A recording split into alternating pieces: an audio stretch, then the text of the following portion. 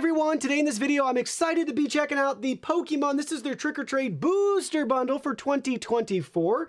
If you're interested in this product or you want to find out more about it, the link to it will be in the video description. Alright, so inside you'll find, you guessed it, 35 booster packs here. They all have the exact same pack art on them. Let's look at one up close right here in the camera. So there it is, just like what we saw on the front of the packaging.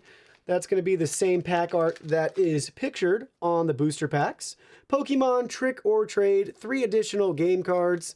And here is all the information on the back side of the pack for you to see, get a feel for that. Really quickly, just for fun, I thought we'd look at this in comparison to the 2023 and 2022 versions of this product. Here they all are. So first up, we have the 2022 version here. Take a look at the pack art. This one, 3 cards as well, but what's interesting is this one comes with 40 mini packs. Then we have 2023 right here. This one, here's the pack art.